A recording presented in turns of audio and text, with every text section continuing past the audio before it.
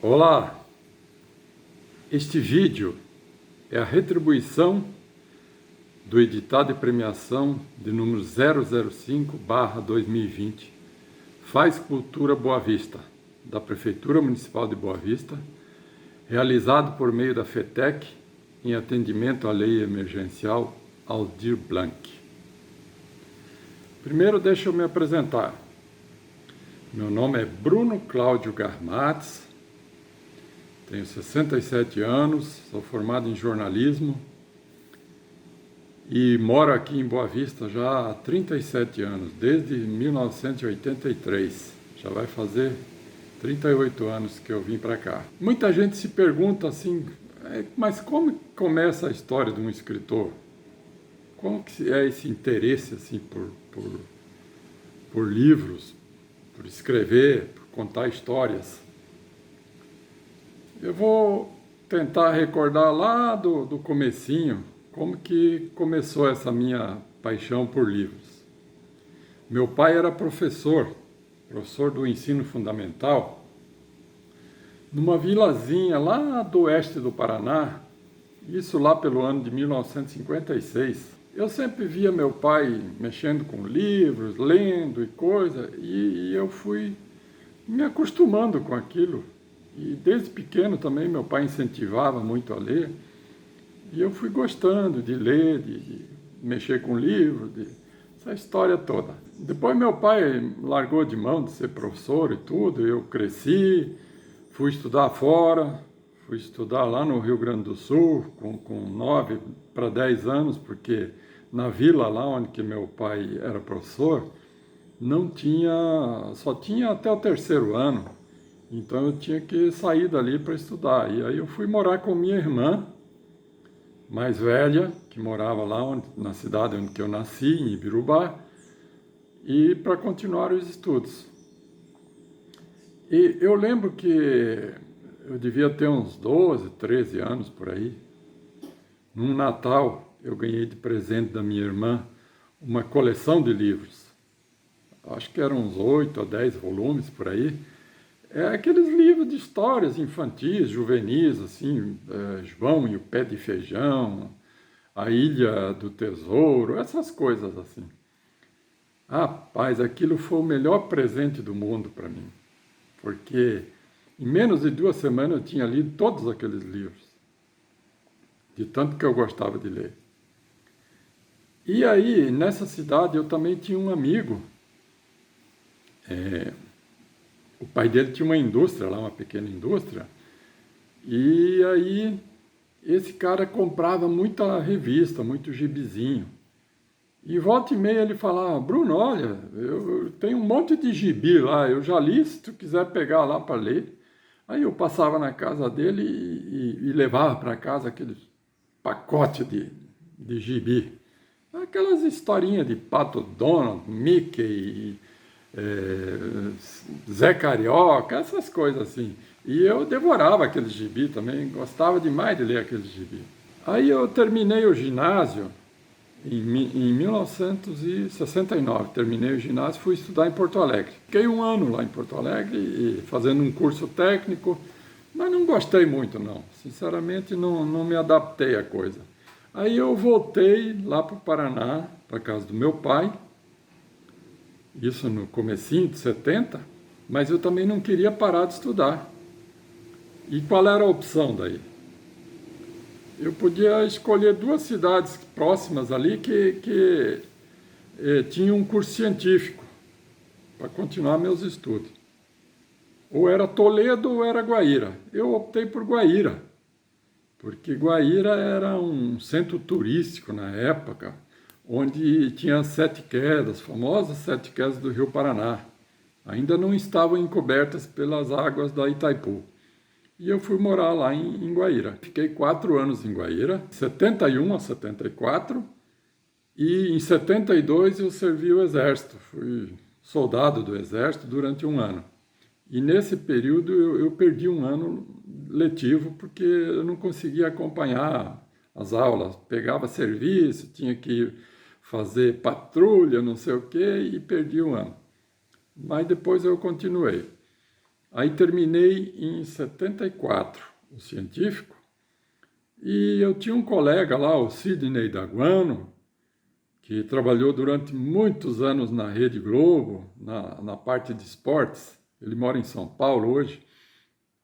E aí eu e o Sidney inventamos de fazer um vestibular em São Paulo, saindo lá do oeste do Paraná, de uma cidadezinha pequena, só com o curso científico, e nos aventuramos a fazer um vestibular em São Paulo. E não é que passamos os dois. Aí eu me mudei para São Paulo. Eu e o Sidney mudamos para São Paulo. Aí comecei a estudar lá, mas confesso que também a coisa não foi como eu pensava, porque eu tinha que trabalhar para me sustentar, minha família não tinha muitos recursos, eu tinha que levantar às 5 horas, 5:30 da manhã, tomar banho, tomar café e sair correndo, pegar um ônibus, lotado aqueles ônibus, ia lá para perto da Paulista, trabalhar num escritório lá, que eu consegui um emprego lá. E aí, quando eram as 5 da tarde, eu tinha que voltar, o ônibus mais lotado ainda, e às 7 da noite já começava a aula na faculdade. Aquilo era uma correria danada. Eu falei, meu Deus do céu, será que eu vou aguentar esse tranco aí 4, 5 anos? Acabei desistindo do curso de comunicação para o qual eu tinha passado. O Sidney continuou lá. E eu fui embora. Em 73, minha família tinha mudado para o Mato Grosso do Sul. Aí eu voltei para o Mato Grosso do Sul. Aí fui ser agricultor, fui plantar soja, milho, criar porco, galinha. Fiquei lá uns 2 anos e pouco trabalhando na fazenda e deu um azar danado que pegamos 2 anos de seca braba, perdemos quase tudo. A gente tinha uma boa estrutura e tudo, mas era financiado pelo banco e no fim acabamos tendo que vender a fazenda para pagar o banco. E aí eu fui para a cidade, era uma cidade pequena lá, e montei uma lanchonete, um restaurante, e até que a coisa foi bem. Foi bem, foi uma lanchonete muito conhecida na época lá, que chamava-se Bicho Papão. Olha só o nome que eu inventei de dar para esse bicho. Bicho Papão. Então, eu fiquei trabalhando com essa lanchonete, esse restaurante, um tempo, e depois acabamos vendendo. Era eu e meu cunhado que era sócio. E aí eu inventei de ir embora para Curitiba. Fui embora para Curitiba daí. Tinha um pessoal de Guaíra lá, que tinha uma república, e eu fui morar nessa república lá em Guaíra, lá em Curitiba. Fiquei 6 anos em Curitiba. 6 anos mais ou menos, de 78 até 83, até um pouco mais de 6 anos, né? Fiquei morando lá. E aí, em 82, um amigo meu lá, que mora hoje aqui, que é o Eugênio Tomé, comprou uma fazendinha aqui no Monte Cristo, e aí ele sempre me ligava, falava, Bruno, vem para cá, aqui é bom, para lugar novo, vai crescer, o estado vai crescer. E eu acabei vindo para cá em 1983, dezembro de 83. E desde essa época, entre idas e vindas, mas estou aqui. Bebi água do Rio Branco e estou aqui. Aí em 94, eu trabalhava na prefeitura, inventei de fazer um vestibular. Depois de 20 anos de parado de estudar. E consegui passar no vestibular, dei uma estudadinha antes e coisa, não tinha muita concorrência na época, consegui passar. Aí voltei a fazer comunicação novamente, o curso que eu tinha começado lá em São Paulo. Aí foi indo. Durante o curso, eu me apaixonei por fotografia, que sempre tem 2 semestres de fotojornalismo, essas coisas assim, específicas, né? E aí eu me apaixonei por isso e acabei indo por esse rumo, assim, da fotografia. E quando eu me formei, eu fui trabalhar na assessoria de imprensa da prefeitura como fotógrafo. Fiquei lá 12 anos como fotógrafo. Tem coisas que acontecem assim, por acaso, não sei se é o destino, que forças que levam para isso. Em 2003, tinha uma pauta marcada para a Casa do Vovô. A Casa do Vovô é um abrigo de idosos que, na época, ficava lá no São Vicente. E aí o fotógrafo escalado era o meu amigo Tiago Oriuela, que acabou não aparecendo na hora. Estava na hora da pauta, que eram quase 9 horas da manhã, e o repórter, o motorista lá, todo mundo preocupado, cadê o Tiago? Cadê o Tiago? Ele não aparecia. Aí eu liguei para o Tiago, falei, Tiago, o que houve? A tua pauta, cara, e você não aparece? Aí ele falou, cara, vai lá no meu lugar, porque eu tô ruim, cara, eu tomei uma cervejada ontem no aniversário, e tô passando mal, tô com uma dor de cabeça, uma ressaca danada. Cobre lá para mim, depois a gente troca uma pauta. Falei, tudo bem, eu vou no teu lugar. E quando as coisas é para acontecer, acontecem. E foi nesse dia justamente que eu conheci lá na casa do vovô um senhor da Costa Rica, chamado Guillermo Alfaro Garbanzo. Esse senhor começou a me contar um pouco da história de vida dele, e eu achei aquilo muito interessante. Falei, puxa, que história de vida bacana que tem esse senhor. Aí eu combinei com ele de gravar aquelas histórias todas. Foi ali que pintou a ideia de fazer meu primeiro livro. Antes eu até que eu lia bastante coisa, mas nunca tinha pintado uma ideia assim, não, eu vou escrever um livro sobre isso ou aquilo. E aí que pintou essa ideia de fazer o livro. Aí eu fiquei frequentando lá a casa do vovô durante uns 4 ou 5 meses. Todo final de semana eu ia lá, gravava com esse senhor. A gente sentava embaixo de um pé de manga grande que tinha lá e levava um gravadorzinho daqueles de fita e eu gravava com ele. E depois que eu juntei todo esse material, transcrevi todo, porque ele falava em espanhol ainda, então tinha que traduzir, deu uma trabalheira danada. Levei 4 anos para conseguir montar esse livro, que foi o meu primeiro livro, que é esse aqui, ó. Conversando com o Guillermo. É esse velhinho da capa aqui, que é o Guillermo. É uma pena que ele é falecido já, ele faleceu em 2011 e está enterrado em Caracaraí.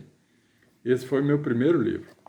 Eu deixava esse livro em alguns pontos de venda aqui em Boa Vista, e num dos pontos de venda era do Centro de Informações Turísticas, ali do Velia Coutinho, numa loja de artesanato que tinha ali do meu amigo Irmânio. Aí um dia eu fui lá, passei lá para ver se tinha vendido algum livro, aí o Irmânio falou para mim, Bruno, rapaz, tem uns turistas de fora aí, uns americanos, uns gringos, eles chegam aqui para escolher alguma coisa e veem teu livro. E aí eles se interessam e começam a folhear o livro, porque o livro tem documentos, tem fotos, tem um monte de coisa, mas eles acabam não levando porque é em português, aí eles não conseguem ler o livro.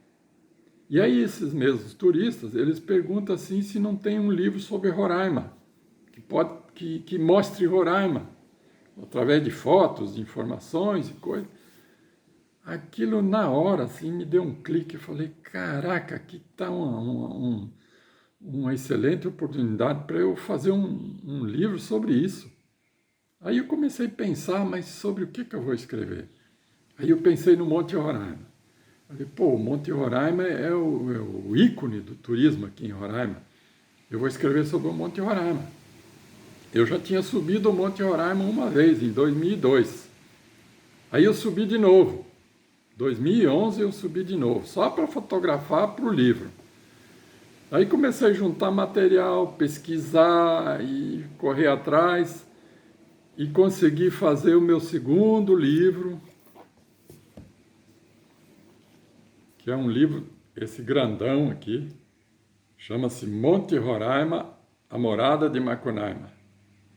É um livro de textos históricos, geográficos, culturais, muitas informações, e é bom que é em português e inglês, é bilíngue, e aí os gringos de fora conseguem ler as informações referentes a Roraima.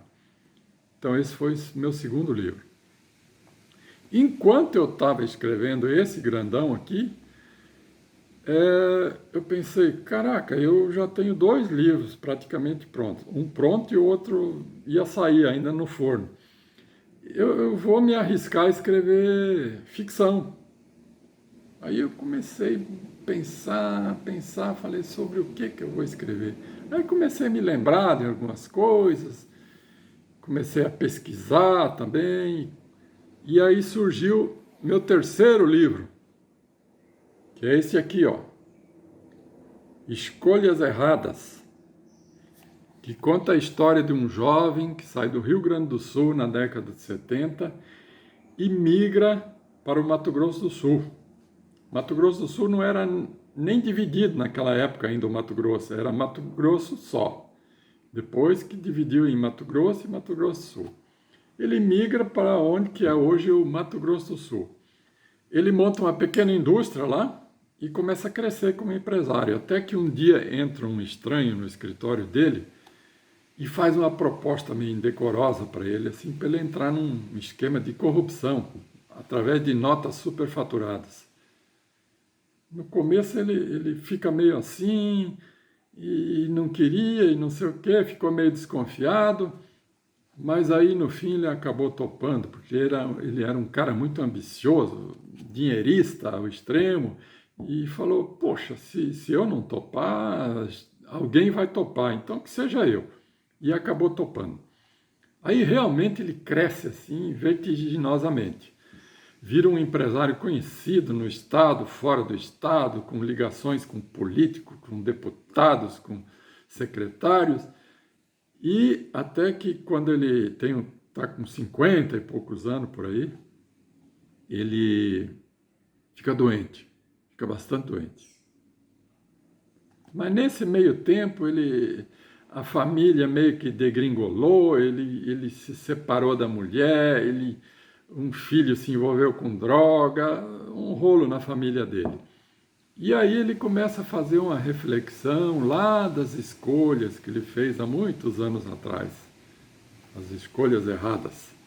Por isso que o livro tem esse nome, Escolhas Erradas. Esse foi meu terceiro livro. O quarto livro foi este aqui, O Homem de Barlovento. Eu fiz esse livro porque um dia eu li um livro sobre a Venezuela e sobre a região de Barlovento, que fica lá no estado Miranda, beirando o Mar do Caribe ali. E é uma região que produz cacau, e uma região que foi desenvolvida através dos escravos nas fazendas de cacau. E eu achei muito interessante aquele texto e falei, cara, eu vou fazer um romance sobre isso. Até um dia eu brinquei com um colega de trabalho e falei, eu vou escrever um romance sobre a região.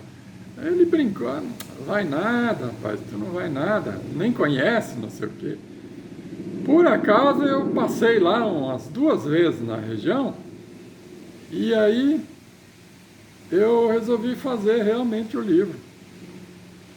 Barlovento, as pessoas perguntam o que significa Barlovento. Barlovento é uma denominação que se dá aos ventos que vêm do mar para o continente. Eles chamam lá de Barlovento. E é justamente essa região onde produz cacau. Então é a história de um procurador do Ministério Público que ele passa num concurso em Goiás e vem trabalhar em Boa Vista, em Roraima. E aí durante umas férias vem um casal de amigos dele lá de Goiás, lá do interior de Goiás, e vêm conhecer Roraima e fazem uma viagem pela Venezuela. Aí conhecem vários lugares lá da Venezuela e na volta eles se hospedam numa pousada, na Gran Sabana. E aí, à noite, acontece um fato muito estranho com esse cara. Em cima desse fato, que é toda a história do Homem de Barlovento. Então, quem tiver interessado, procure aí o Homem de Barlovento e veja o que aconteceu com esse cara. Esse foi meu quarto livro, O Homem de Barlovento. Depois disso, eu dei uma paradinha, mas em 2009 eu tinha feito um filme com Alex Pisano, chamava-se Remanescente das Sombras, que conta a história de um nazista que vem parar aqui em Roraima em 1959. Aí eu, um dia, revendo o filme, eu pensei, cara, mas isso dá um livro excelente, rapaz, contando essa história desse nazista aí. Aí eu fui falar com o Alex, falei, Alex, você autoriza eu fazer um livro em cima do roteiro do teu filme aí, da tua história? Claro, ele falou, claro, pode fazer, porque vai ajudar até a divulgar o filme. E aí surgiu meu quinto livro, Remanescente das Sombras, que leva o mesmo título do filme. E foi lançado em 2017, esse livro, 2017. Então já era meu quinto livro. Eu comecei a pensar em outros temas já, falei, vou fazer o quê agora, escrever sobre o quê? Aí em 2020 apareceu essa tal de pandemia. Infelizmente, né? Já levou muitos amigos nossos e a gente tem que se cuidar porque é uma doença traiçoeira, perigosa e infelizmente está aí e agora que começou a aparecer as vacinas e a gente tem que se cuidar muito para não contrair essa doença. Eu fiquei muito em casa nesse tempo porque eu e o João Euclides, outro escritor aqui de Boa Vista, a gente saía muito para vender nossos livros em repartições públicas, em escolas, em restaurantes, e em vários lugares, em praças. E de repente cortou tudo, fechou tudo e a gente teve que se trancar em casa e ficar de quarentena. E aí, nesse meio tempo, eu aproveitei para escrever. Eu pensei, poxa, mas eu vou escrever agora sobre o quê? Aí eu falei, cara, eu vou escrever um tema mais leve, assim, um negócio para... Porque o clima está tão pesado nessa época de pandemia, eu vou escrever um tema que as pessoas se alegrem, se deem risadas, sabe? Uma coisa leve e solta. E aí surgiu a ideia de fazer este livrinho aqui, que é meu sexto livro, chamado 50 Causos para Alegrar Seu Dia. São histórias verídicas, todas verídicas, pessoas verídicas, que eu fui lembrando lá da minha infância, da minha adolescência, dos lugares onde eu passei, cidades onde eu morei, figuras folclóricas que tinha nesses lugares, assim, e fui juntando essas histórias e transformei nesse livrinho aí, que ele já está à venda, já consegui fazer também o livro. E depois eu enveredei por outro livro que chama-se Pérolas e Porcos. É um livro que fala muito sobre a política, a corrupção. É um livro policial, é meio virado para o lado do policial, assim. E fala de uma cidadezinha do interior, onde tem uma família que manda lá nesse lugar.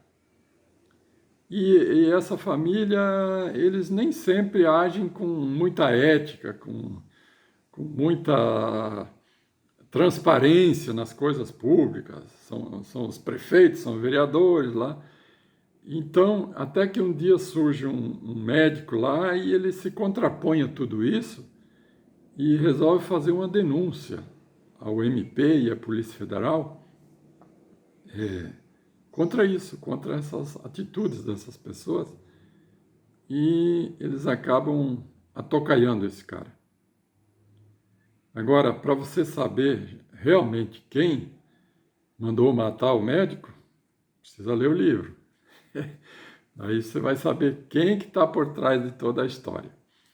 Então, o Pérolas e Porcos fala justamente sobre isso. Esse título é uma metáfora. Pérola remete a uma coisa boa, uma coisa limpa, uma coisa bonita. E porcos remete a o quê? A sujeira, uma coisa porca, né? Justamente isso. Tem pessoas no livro que são pérolas e tem pessoas que são porcos.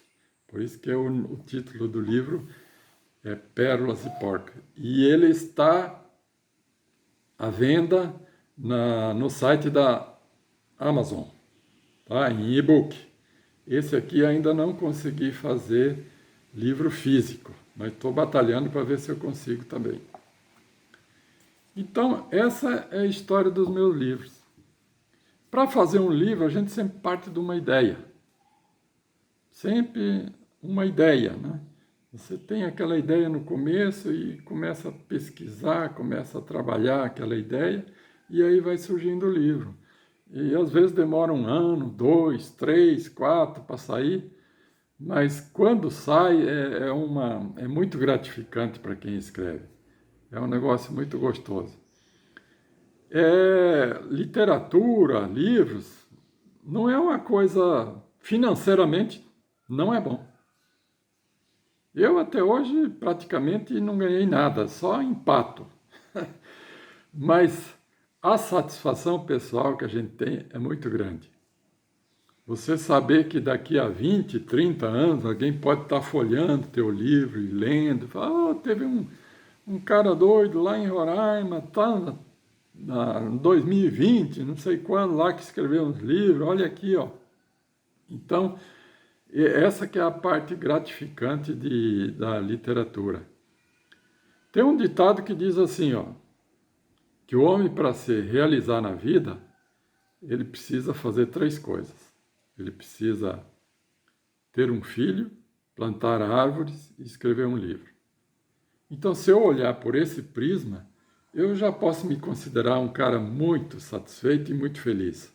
Porque eu tenho 2 filhos, plantei centenas e centenas de árvores e já escrevi 7 livros e estou já partindo para o 8º, que é um livro sobre a saga dos venezuelanos que vem para o Brasil agora, que a partir de 2016 começaram a migrar para o Brasil.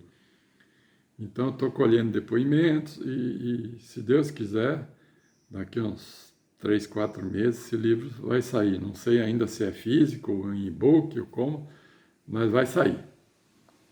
Então, essa é a minha história sobre os livros. Como que eu comecei, por que eu comecei. E eu pretendo ainda continuar escrevendo muito tempo, se Deus me permitir, porque é isso realmente que eu gosto de fazer. Escrever hoje em dia se tornou parte da minha vida, parte da minha história. Então é isso. Desejo a todos um abençoado ano de 2021, que essa pandemia passe logo para a gente voltar às coisas normais, né? Para a gente conseguir abraçar as pessoas que a gente ama e conseguir visitar as pessoas queridas da gente e fazer as coisas normais, né? Sem precisar de máscara, de álcool gel, dessas coisas, porque é importante isso aí. Mas no fundo, acaba atrapalhando um pouco a vida da gente, né? A gente não consegue mais ter aquele convívio, aquele bate-papo direto com as pessoas que a gente gosta e ama. Então é isso. Um abraço a todos e felicidades a todos. Muito obrigado e espero que procurem meus livros. Ok? Um abraço!